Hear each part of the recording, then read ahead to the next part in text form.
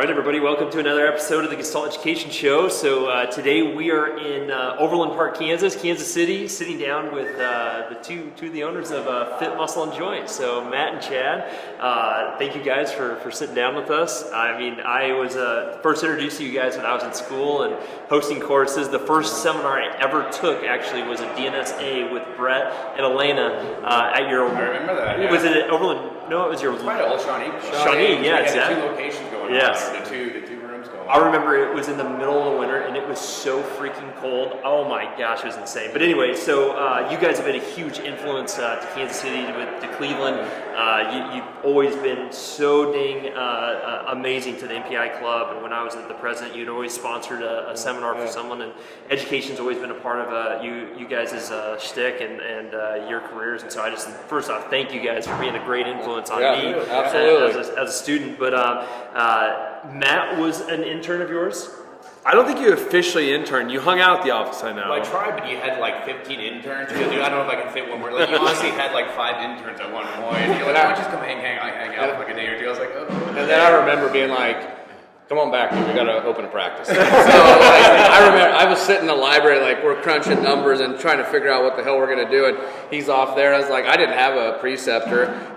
I don't know, no one wanted me, but so I was like, shit, I might as well make my time worth it. And I ended up getting in trouble with the school because I didn't go into the clinic and all that stuff. But we were working on the business way ahead before we graduated. So I was like, come on back, man, let's get going. So awesome. Yeah, I think he did a weekend or something. Like, not even a week, I was like there for 2 days. I'm like, well, I asked Brett actually, he probably doesn't remember this, and he was like, man, I got a lot of people. You can come out and hang out and stuff. I was like, here I am. The DM rented. It's Take a hint, bro. Flush this turd. Yeah. Well, maybe let's start there. Talk about the vision of Fit. I mean, you basically have built a mecca. I mean, you guys are the standard right now for scaling an incredible musculoskeletal clinic that includes chiros, PTs, ATCs. Yeah. I mean, like you're the model. So, like, what was the initial vision that kind of set it all off? Well, it started. We told the story the other day. It started at time. Usually no one cares about it either, but we had too much to drink at Buffalo Wild Wings one night. Then we went to a place called Kansas Hall, and we're standing at the bar, and he's like, "We should go into business together." And I was like, "Yeah, we should." It sounds like a good and idea. we go home, we get a cigar out. The neighbors are yelling at us because we're having a party, and it's just Matt and I getting pumped up in the backyard, trying to figure out how we're going to take on the world. I think I took an empty long neck and tossed the neighbor too. We weren't well liked that night, but yeah. So that started probably a year before we graduated, and then we actually went and had a serious meeting the next day, and we're like, man, let's do this. We both had careers before going to chiropractic school, so we kind of had that background of corporate world. We're like, man, let's do this, let's do it right, let's be entrepreneurs, let's be the best we can. And we both were a little older when we started chiropractic school, so we were done with kind of the partying scene. Okay. So we did all the seminars. Like, our goal was to be the best, right? To be the best. We showed up to every damn MPI thing we could. We went to CIHP for DNS in 2008 or 9. We racked up like $10,000 in credit cards. McKenzie, we did it all. You know, it's kind of what, I mean, you probably doubled us. I mean, you were a crazy fool going at seminars too. But you started early too, yeah. But we just started, and it's like, hey, if we're going to be the best, we've got to get trained by the best. And we got a lot of great advice. You guys don't even realize all the clinical little pearls you guys throw, but you threw a lot of real advice out there that, we were hanging on to that shit. We're like, man, we got to take this and run with it. And, you gave us the confidence to succeed. You guys really did. So, as we talked about it, we're like, we want to do something big. We want to change healthcare. I know it sounds cheesy, but that was honestly our mission. Do right by our chiropractic. Matt and I, in the clinic, we were kind of cutting edge, going against the grain a little bit. You probably experienced that too. And we're like, we have to be different, and to be different, you've got to train different, and you've got to have a different view on things. They told us that you can't make money spending time with people. You can't make money not doing that. A lot of times they go hide in different rooms and go do some rehab, some soft tissue taping, because it was kind of frowned upon. So we had a lot of people who said, you shouldn't do that. You do short appointment times, get people out the door. And we're like, no, that's not going to work for us. We think there's a better way of doing that. That's where kind of MPI, and you guys came in and showed us the light too, which helped pay us. Okay. A lot of people in school, there's this natural inclination to want to do a partnership like you guys have done. Yeah. I did the same thing. Others have done it. Yeah. And unfortunately, there's not a great track record for that. So I think where we start off with is how have you guys been able to have a successful partnership? And I mean, in a way, it's like a business marriage kind of, right? Oh, dude. So I mean, what have been your struggles? It seems like you guys still get along great. Yep. And then, I mean, and kind of explain like how you're able to do it, basically. So I think the biggest thing is the right person. Obviously, I mean that sounds a lot of stuff we'll say is cliche, but it does work. Like I personally, if I thought he was outworking me, I tried to outwork him. If he was sending a text at 5 a.m, I'm like, why the hell am I not sending a text? Well, he called me jazzed up on pre-workout, trying to like, we gotta do this, man.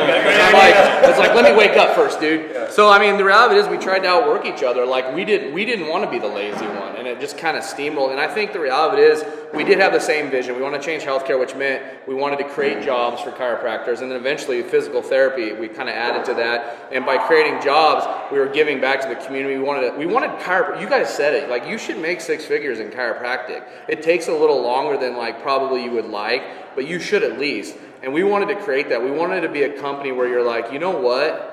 Like, I have a job where I can apply that I know I'm probably going to make this. That didn't exist in chiropractic. Right. And it still really doesn't. It kind of does with us.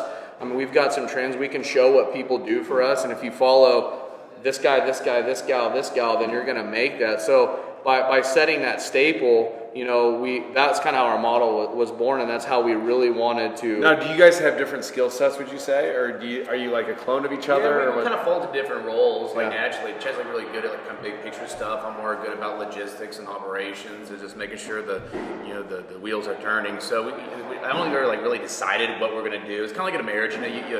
You jump on that one side of the bed for the first time, and you're stuck the rest of your life. It's weird how in sync we are. Like he's a get shit done guy. Give him a list, hammer it out, check marks.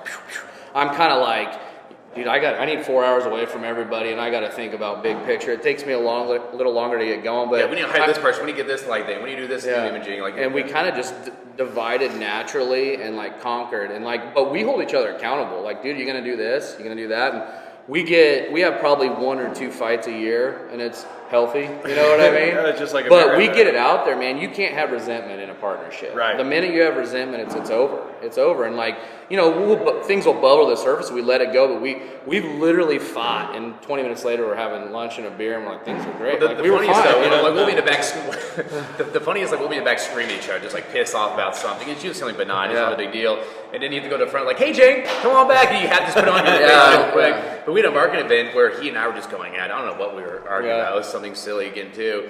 And sure enough, it was at Earl May. It was at the landscaping company. They go, and thank you, Fit Muscle and Joint Club. We're over there fighting with each other. We're screaming at each other. We wave everybody. But he and I came from the same upbringing where we call it things built in our families, and we yell at each other, and then you just kind of move on. So he and I will just be grouchy and yell, and then the next day it's like, hey, let's get back to work. I think it's getting it out there and being honest with each other, because partnerships work if you both have the same vision, the same work ethic. And I think the biggest thing that my background was industrial engineering and manufacturing, so it was very important to set goals, to know your numbers, and to so I'm really good at setting up spreadsheets and tracking everything. We track everything. We make decisions to grow based off numbers. If not, then you're lost. And I've talked to a lot. I think you learn, and I'm going to jump all over, but the biggest thing for me that I've heard from a lot of people is don't be the smartest person in the room. Your patients are some of the smartest people, and we spend time with them. I've learned so much from business owners being in there, just asking them questions. They love to talk about it, and guess what? They end up having a really good experience because they got to just communicate and you help them.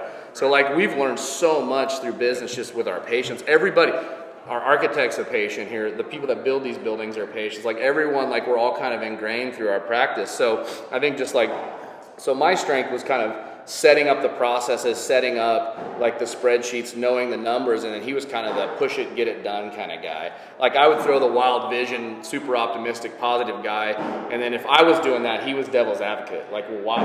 And then he would do it, and I'd be like I always hate it when I leave a meeting. I think we're going to be everywhere. This is great. And he's like, well, wait a minute here. You know what I mean? I think that's a horrible idea. We can't do that at all. I think the push and pull is really important. Really important too. I say to our be best successful. decisions don't come from arguments. Honestly. Some people are afraid to have that honesty and have that dialogue. But honestly, even he and I nowadays we got so many people involved. Jim's a partner on this building. The more people we have, we all kind of disagree. And I feel like you have all these minds now who are jumping on these ideas. you get more of a refined product. We come to a better decision, where it was before, if we just kind of like, you don't say anything, you bite your tongue, you probably have a horrible idea you pass through because no one's going to stop it. I think one of the most important advice from engineering plus Mark King always said processes. Yeah, systems. You got to have systems. Yeah. Like if you have a problem, what happened? Fix it. So we're almost 10 years in, and we're still working through training manuals and like front desk processes. And you have to now. At first, you're just like, we had like 4 guys that just worked their ass off in the beginning, and they're still with us. Aaron Holman and Jim Heatherman, and they're still with us, and we're getting ready to close on another building that Aaron's a partner in, and we'll have 5,300 square feet. So he's like, his retirement's like right there. So like our goal was to, like we said, create those jobs, but also give back like investment opportunities within F.I.T. So we're all sharing in this momentum, and everyone's got skin in the game. Everybody cares. And those guys cared from the beginning before we had a pot to piss in, you know what I mean? Right. And that was huge, spotting that talent. And you've said this about, if you have passion and you love what you do, the money comes. Right. You've said that at every seminar I've been to, and I've always remembered that. I remember what Mark King said, and that shit goes to heart, man. That shit, like, I build businesses on like sayings like that, man. I wake up every morning, and like I think the biggest thing is waking up every morning and trying to get better, man. You know what I mean? Right. At everything. Our slogan's better than before. It means a shitload to us. It means we want to be better doctors. We want our patients to be better than before, and we want to continue to grow. And with that, you have to give a shit, man. You gotta love this. You know what I mean? Yeah, exactly. It's cliche stuff, but it really is true.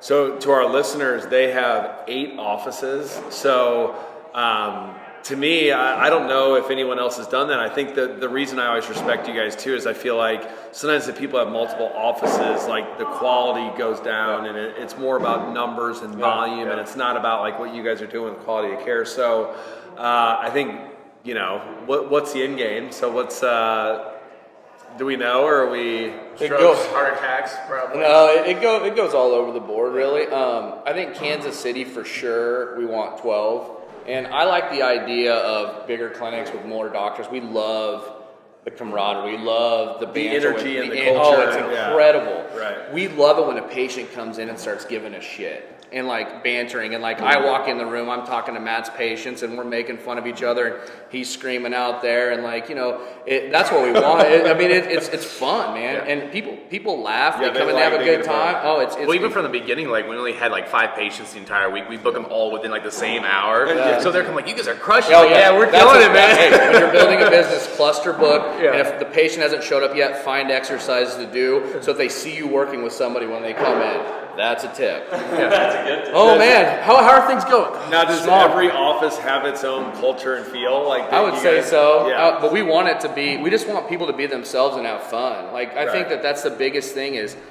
There's some people in our class that were just like too cheesy about it, man. Be yourself, but you got to show your passion. Patients have to feel that, or they're not coming back. Right. There are too many places for people to go now. There's stretch this, stretch zone that. There's massage. There's everything. They have to feel your passion, and they have to believe that you're going to be the one that's going to help them. When it comes to hiring, what you said is too, like we used to like look at the resumes and you look for, ART, factor, all that stuff. But nowadays, like we don't even look at the resume. It's really the personality. Because I think you said some of these like interns, you put Mashaw's book down and just work on their shitty personality. No. You really can't train that. Honestly, you have it or you don't.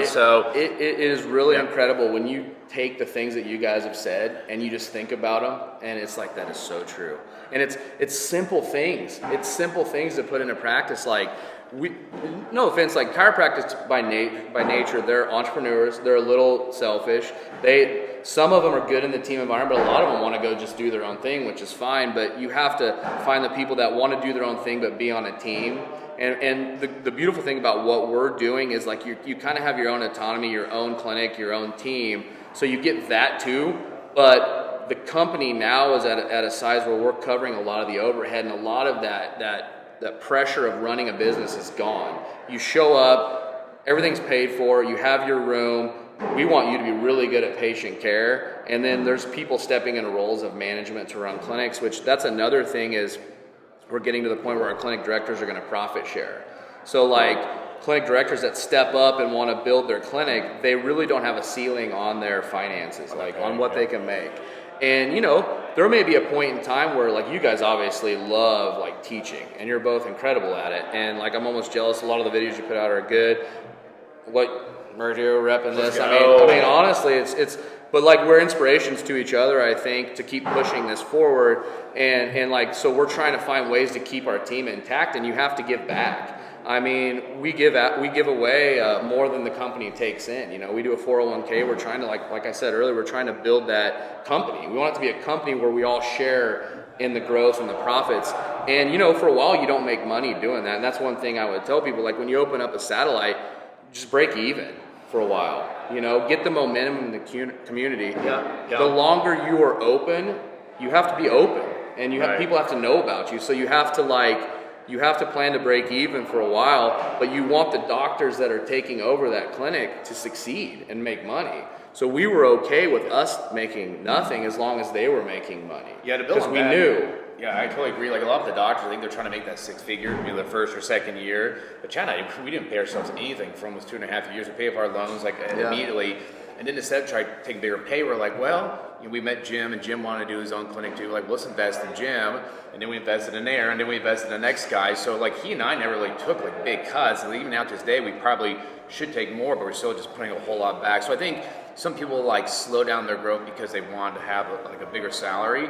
But I think having a little bit more patience, a little bit more discipline, is going to allow you to grow faster and grow bigger too. And if it's a long-term play where we knew that the only way to really all of us to make a good living, like a really good living, is volume, but doing volume the right way.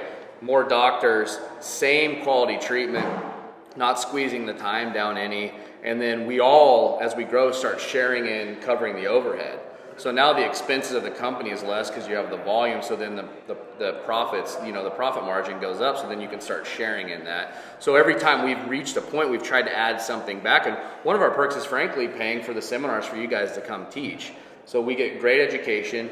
They're not bullshit CEUs, like, no, I'm not going to name things, but like, we want to be the best, so we want, our CEUs we don't even care about CEUs, they're covered because we bring you guys in, and to be the best, you learn from the best, then you can go out and market that you're the best, and the patients feel that, they see that confidence. And for our employees too, we always do like we call it the fit culture. We ask them, like, what do you like about fit? What do you hate about fit? What should we change? What should we never change? So we always get feedback from our guys too. Like Chad sometimes it's not all the best that you want to hear. Right. Usually Chad's language. But no, sometimes and he talks too much and his hands get to going like this. We got this conference room is big. Yeah. Well, me and Chad would do this all the time. Like he puts his arm around, I'm like, oh, you do it one more time, I'm slap. But no, they want a retirement plan when they had that like 3-4 years ago. So we had that and a healthcare plan. So we started adding small perks, and then everything like communications. So we had like a newsletter. We had like a group text that we added. So people want these small things, and so we're like, heck yeah, man, makes you guys happier. It's not going to break the bank. Let's do it. Yeah, a lot of what we're talking about is waking up every day trying to get better and with a passion, and a lot of that comes with what he said. Like, all right, what can we do? Send out a survey. What people want, give back. Like adding the 401k, adding like the free CEUs, which in turn builds better doctors. Those are what we want to continue to add. We have healthcare now.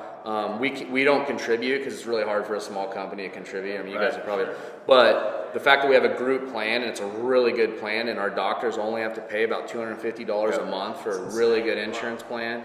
So like that's been a big perk, because we knew when we started adding physical therapists, we had to compete with the hospitals and stuff that could say, well, you're covered, you can just use our system. So that's a whole nother like avenue that we went down with the PT world, and that's a funny story in itself. You said we should do PT. Well, I think that's that's one of our things we're talking about. So you guys obviously incorporated physical therapists in. So what office then was that when you started doing that? Was that Shawnee we'd already had, what did we have, 3 clinics at the time? So here's to go back to like starting. You want to talk about starting a satellite clinic a little bit? Like, so we knew we were going to do it. And I had a couple patients come in like, dude, this is great. Like what you guys are doing is great. Manual therapy, adjusting, and exercise. People weren't doing that. People were going, like when people come in and you actually like do that with them, like they're me, like this is amazing. This person spent this time with me, put their hands on me, educated me, gave me an exercise. I'm like that in itself we should all be very proud of, because that's not happening out there. When it costs the same as a guy down the street who's just doing the adjustment, get him out the door in 5 minutes too. So we had the vision of growing more, but like we had enough patients come in and be like, dude, you guys got to take this all over Kansas City. And we heard that enough and we're like I said, don't be the smartest guy in the room, ask the questions. Well, what do you mean? You know, and like, so we hired Jim. We're like, Jim, what do you think about running a clinic someday? He's like, you know, I'd like to do that. I literally like said that out loud, and literally the next day we're looking at places with Matt. Matt already had found a realtor. We're out here in Overland Park driving around, and I remember Jim just kind of being like, I thought this was like later on. We're like, no, we're going. Here's the lease, by the way. You're signing today. We're all in. Man, you got to be all in, man, because we believed in ourselves. We believed. What we did is we looked at successful people like yourself, Kirk Iodice, you know, Scott Killer and those guys went up there, Corey, Mark King, obviously. We looked at them and like, okay, if we model ourselves off them, we can do this. We can do this. And we have the right guy. And Jim, you got to have the right guy. Yeah. You got to have the right guy. Jim said, I wanted this vision. I believe in it. Look around, man. This is Jim's building. Yeah. He believed in it. 7 years. I mean, it's 7 years later. It takes time. You know, that's another thing. But I think the biggest thing is we dipped our toe. It was an 1,100 square foot place. If you went there now, we'd probably all laugh. We were proud of it. It was our first satellite. Now you look back, It was probably this big right here. Seriously. I remember shadowing Jim in it. So, It's and you know, so we were smart with the money. We knew the numbers. We knew how much it's going to cost. We knew what it would take to pay the rent and everything. That was our goal, break even, right, as quick as we can, so we don't lose any money. And we were okay with that as long as Jim was making a good living. That's the key.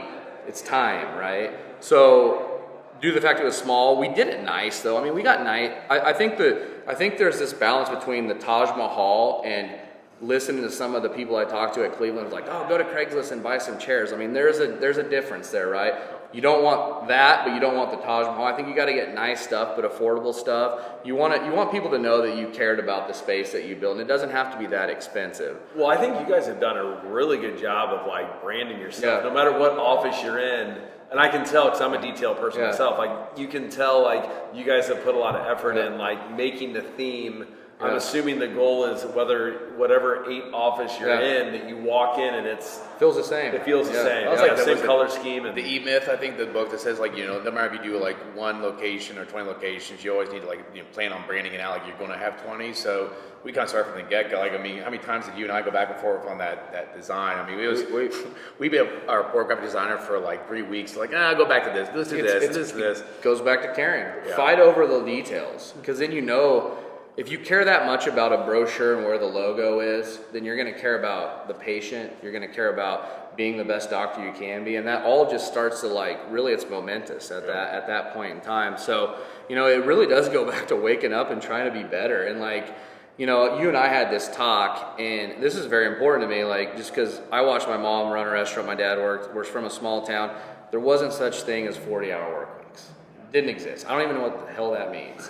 You know what I mean? It's like this work-life balance thing has kind of been really taken to an extreme. It's like, if you truly love what you do, is this work for you guys right now? Probably not. Doesn't feel like it. No. Exactly. That's my point. Yeah, you gotta know when to take a step back for your family and everything. But if you love what you do, doing this energizes me to go hang out with my wife tonight at an engagement party. I'm energized right now, like, because I'm going to leave here and she's going to be like, you got to keep drinking. Why'd you have to drink Coors Light? But, I mean, I think the point is, like, loving what you do. And if you don't love what you do, you want to be, and I think you've even said stuff like this, you want to be, like, sipping coffee, reading a book on a Saturday about, like, your career that you care about, or not playing video games, you know what I mean? It's like when it bleeds into your personal life, that means you're doing what you love. It's kind of your hobby.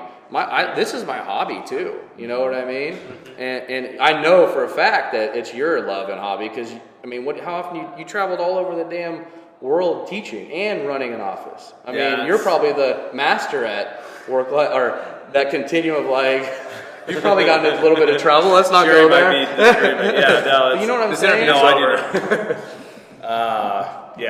There's, you know, I talked about this at our staff meeting this week. I always tell a story about Colin Powell. He's a sports guy. And he tells this great story, like at a time when everybody was talking about work-life balance. And he was the voice of reason at the time, and he goes, balance guy does not exist. He basically says, And if it does, no woman wants to sleep with Balance Guy. Like they think they do, but they actually do not. And his point was just that like, it's like if you look at a pie chart, like things are gonna get off kilter for a day, and we all know when you get home with your kids and you're like, I need to be around more. Like, for sure. You shouldn't need somebody to tell you, that. So I think like, but it's like this illusion, to your point, Chad, like that we're all like, today 20% of my day is going to be at work, 20% is going to be at church, 20% is going to be working out. It's like, it just, unfortunately, it's not that easy, and, but I think like, you have, let's say on average 80 years on this earth, like you gotta make shit happen, and you guys are doing that. So what do you think about, have you thought about other cities? Are you like, what's the other, like, what's the big, I know you probably got some stuff you don't want to talk about, but like. No, I do. Is it. How much somebody got? Let's do this. Like, what is like the biggest possibility? Like, what are some of the thoughts that you guys have like just thrown out there to the world that seems like so expansive right now that is actually something that's in your crosshairs? So it starts with, I think Kansas City is a very difficult city to be successful in. Honestly, it's very saturated with actually really good chiropractors that aren't part of F.I.T. So we were like, man, if we can do it in Kansas City, what if we picked a city that didn't have like functional chiropractors and we took our marketing model out there, going to all the CrossFit gyms, all the race, and just hammering that? Could we grow faster? Right. And when that comes back to our training program and all the stuff that we're creating, because you got to be able to train people up quick and they got to be good. Like we talked about, you got to train out the suck, because we all sucked for a long time in the beginning of practice. You laugh at what you did. So I would say, to throw a number, I mean, we had a potential partnership with a company that didn't work out with youth sports, and we were going to be in their epicenter of thousands of kids coming in, and then we were going to build satellites around it. So that was at 40. That was going to be 40 clinics, and they had the cities already picked out, so it was already kind of like picked for us. Major soccer hub cities where Major League Soccer is. They were going to tie in with the Major League Soccer. Kansas City is a big soccer hub, so we were going to kind of go the youth sports route. We've recently had real primitive conversations with an ortho group that's trying to change healthcare too. Like we had a conversation literally last week. It was probably one of the most incredible conversations I've had with an orthopedic surgeon that owns the group. They want to do, I believe it's called value-based care, where trying to shake up the healthcare system a little bit. And they have 12 surgeons. They built their own surgical center, meaning they're tired of going into hospitals and stuff. Right. Not that there's anything wrong with that, but I mean, being independent of everything so you can control how much things cost and like your destiny. So if that works out, they've talked St. Louis, so we may be talking to you guys, but so that could kind of start like a new thing. But I think for sure Kansas City will be at least 12 clinics, and we like the bigger clinics because of the camaraderie, but we definitely want to pick some cities. I mean, in my mind, I was throwing 100 out there, but who knows? What's going to happen because we get bored? Like we'll like do like one clinic here, like, okay, we need to do something else. Yeah. Life's too easy now. We're kind of like stress addicts too, where we just need to do something to create chaos in our life. So we'll probably do 10 to 12, and then we'll get bored and like, well, let's, like Chad said, like on our first clinic, our first satellite, we just kind of dip your toe in the water and see how it feels, and maybe just go to Arkansas, Nebraska, and to see what happens and go from there. But how do you handle, because I know you're amongst friends here in Kansas City, so like as you start to expand, you theoretically could be getting on other people's turf a little bit, so how do you, I mean, have there been difficult conversations? Yes. You just kind of do it? We don't have friends anymore. Yeah. It's just the two of us. Absolutely. And you two. I mean, honestly, like, we guys hanging out this weekend, by the way. We don't make plans.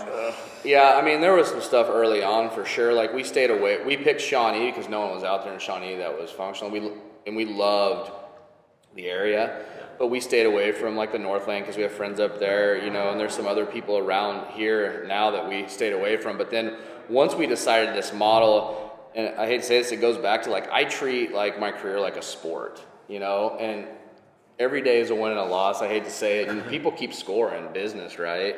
So we're like, eventually we had to be like, well, we're going to be everywhere, so there it goes. I mean, and there's plenty of patients out there, I think. Absolutely, and you said this too.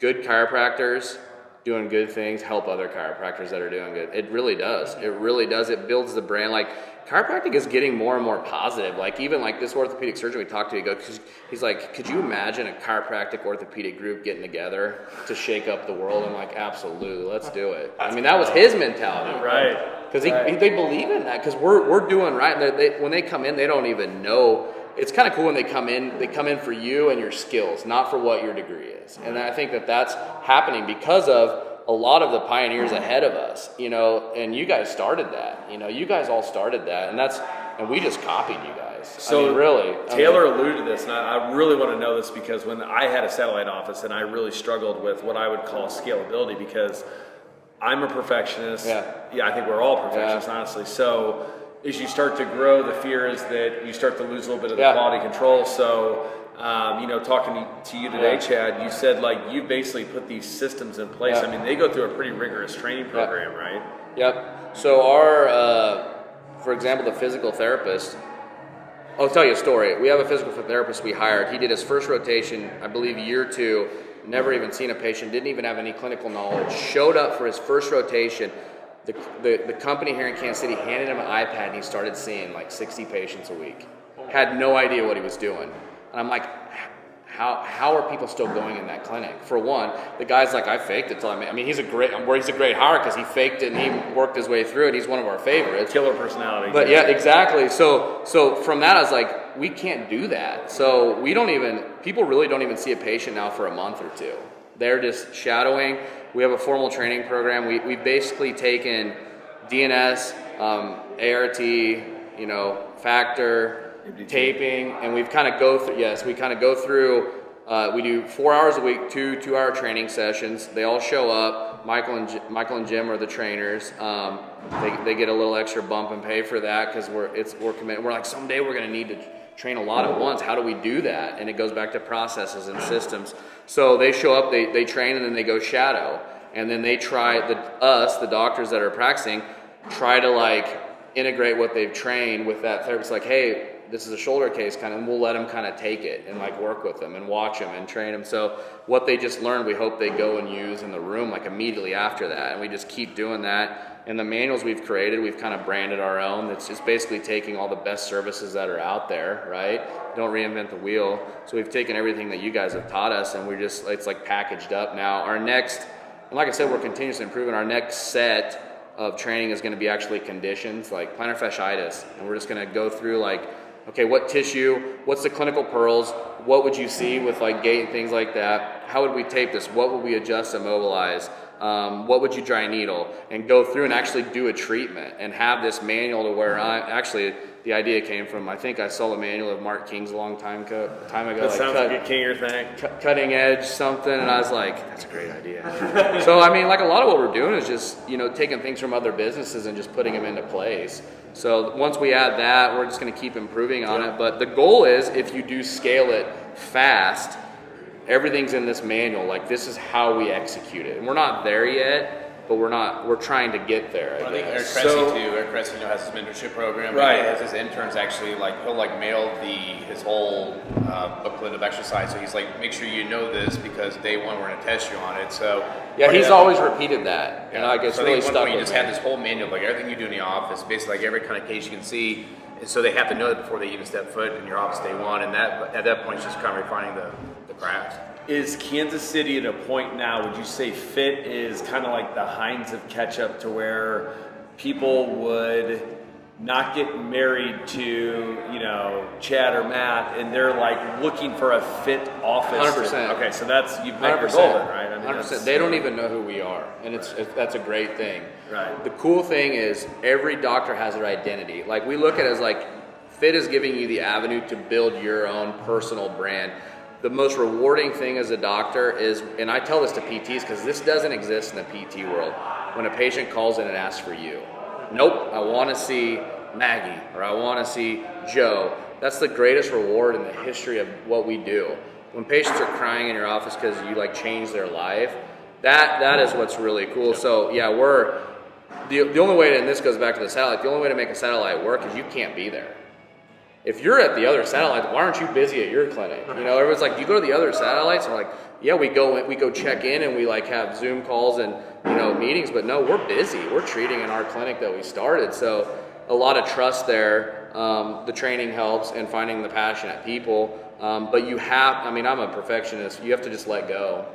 Do you guys have an office manager at each office, or is there like a hub that's? Yeah, we call them That's kind of his ATCs, world. patient care coordinator. So they're kind of the front desk at all the locations, and then we have an overseeing office manager. She's called a regional manager, but yeah, so she kind of deals with operations. So is the billing all going out of one spot, or is it? Yeah. So we use Chiropractic. She does all the billing. Right. And she's overwhelmed. Yeah, to save money, to go back to how you would scale the satellite, probably what a lot of management companies wouldn't recommend. But what we did is we didn't have any money. So when we started that first satellite, we checked our own patients out.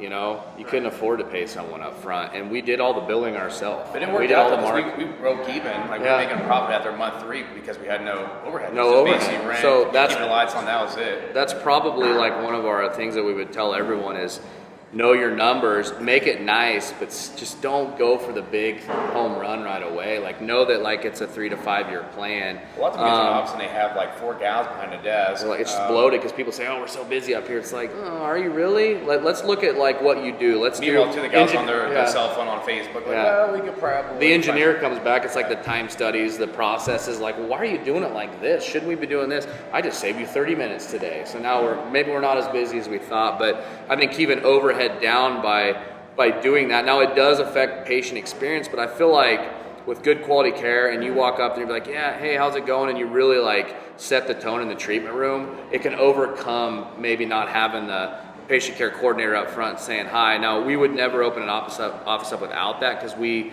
can afford to put someone in there in place. There was at one time we had 3 clinics with one gal running the front desk at Shawnee and doing the billing, and Jim and Aaron were checking out their own patients. That's what it took to make it work. I don't know if I'd recommend that now. I'd almost, you know what I mean? I'd almost recommend maybe like having enough of a loan from the bank or enough in there to get to a certain point where you're like, I need this person up front for quality of the patient experience. We change our mindset now because we do have a little bit more money, but we feel it's important for the experience for the patient. It has some reason because it does look kind of professional when the doctor is handling cash and checking them out. But but starting out though, it wasn't a bad idea, so it's not a horrible way to get going. You can totally do it though. Like anybody can do what we're doing. Right. Just getting a group of people together, I always say we were a bunch of young kids that just cared. And we worked it out. We figured it out. And I think the biggest thing was our vision. When we got excited about our vision and we would find that person that would light up when we were saying it. You could see them light up like Jim Heatherman, Aaron Holman, all these people. And they like, I'm getting on this train. Let's go. And people want to think they're doing something bigger than themselves now, right? Mm-hmm. Like this isn't about it. This is beyond us now. And go back to your question, like no one cares about us. Half the time people Matt gets a lot more credit, I think, because he's better looking. So it's like Matt Lane, Dr. Lane, and then I'm in the background like, okay. He's still making the jokes in the back. Yeah. But that was our goal from the beginning though. You know, that's really where I called F.I.T, and we wanted to kind of fade in the background. So anytime there's opportunity, like even the podcast, we kind of shy away from because we want like Jim to do, we want Aaron to do, we want them to be the face. So he and I can just kind of like sit back and make sure everything's rolling the way it should. But the best compliment I think was when a student asked Matt if he worked for Jim. And I'm like, and Matt said yes. It's like, yep. And it's like, that's what you want to be, you know, because so if you ever go to sell, the thing is you can't sell a chiropractic office if people come just for you. But when people start coming for the experience and the brand, then now it becomes more marketable, which we would probably rather like do like a employee-owned kind of like thing we've talked about, and us just kind of fade into the background and let everybody kind of share in the growth. If you can get the right because you asked about the end game too. And unfortunately, sometimes these big hospitals come in, they buy everything in this room, what makes it special. And so we care too much about our doctors and our staff. But is there a number in your mind if somebody walked in that door and said, you don't even want to know what my number, like you don't even want to know what. It's a little bit harder than mine. You don't even want to know what my number is. You want to know how you want to know how. I don't even want to say it.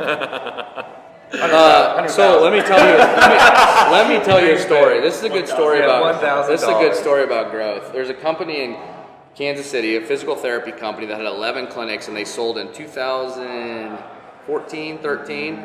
We called up the guy that started it, and we wanted to have coffee. And it was me, Jim, and Matt. He just sold for what, 34? He sold for $37 million. 11 PT clinics, and we called him in for coffee. He met us. He's like, and he was a regular dude. And he wanted to be the regular dude. Like, that was his shtick, too. He was a great dude. And Jim and Matt and I are sitting there as chiropractors, right? No PTs, and we're like, we want to do what you're doing. Like I said, don't be the smartest guy in the room. You know, it was a lot of, like, kind of global information. But you take that stuff and you hang and you're like, he can do it. I can do it, too. So we're like, we got to get a PT going. That was another fight we had. He conceded. He would say that I was maybe right, but he's been right a lot of times. But yeah, so that meeting was like us, I believe in that kind of law of attraction. You keep talking about it, you keep believing in it, and then you start seeing these opportunities, and you're like, wow, there it is. And we went out and we met with a couple physical therapy teachers up at St. Mary's. We told them our plan, and they're like, it's not going to work. And they're like, people aren't going to do the commission model. They're not PTs, are very straight-laced. And you know what? They were right for a long time. So we hired our first PT on a salary, ate it again, you know, like, hey, if we're really going to do this PT, we got to get one person to commit to working with a chiropractic group. We got to get one guy to believe in us. So we paid him a salary, and now we only, of all of our PTs, we only have one on salary. They're all commissioned. And it's him. And it's the same guy. He's still here. That's all. But he gave us the it's all about like trying it, believing it, and then getting the confidence, and then going full blast. I hear about students that like, I want a 10,000 square foot place. Like, okay, stop.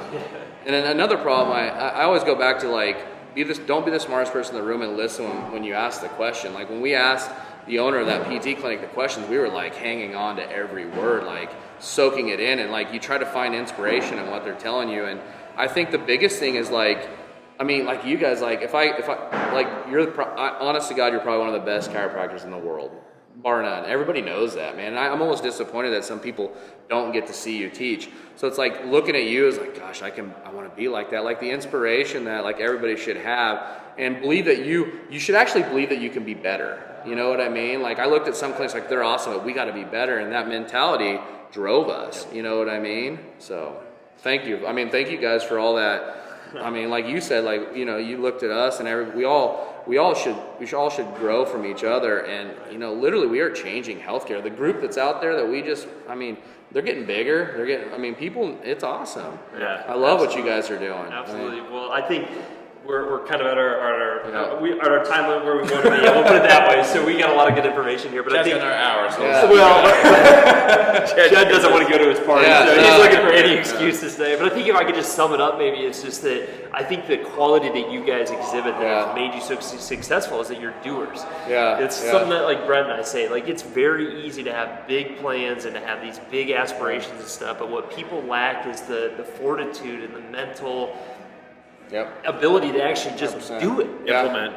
And to implement. I mean, that is what the world is craving right now, is people that are implementers. And I think that's what you're a rare breed, that you have the big picture, but then you've also been able to implement, which, that is like, holy smokes. That is the people that do extremely big things in this world. That's what they have, is they have the ability to implement. And sometimes it's not pretty, and sometimes it doesn't work out how you first imagine it, but you know, if you're willing to kind of take those punches on the chin and move on, then I mean, holy shit, there's a lot of cool stuff that's going to happen. So. And for a lot of chiropractors out there, it's like we're all used to having nothing. Go for it. Yeah. I mean, when you come out of look school, at this facility. I mean, this place is amazing. Yeah. So I heard it best too. To curtail what he said is a person said everybody has motivation. It's when you kind of like wane on the motivation. You have to have the discipline. You have to have the processes. You have to have the goals. You have to have the numbers, and you got to wake up and like regenerate. You know, get going again, because like motivation can fade and wax and wane, but the discipline is what keeps you on that path to success. And finding people that like are your ride or dies, man. You got to find those people. They're out there. We just need to get together and keep doing this thing. So appreciate everything, man. Burchard always says that the power plant, it makes the energy, right?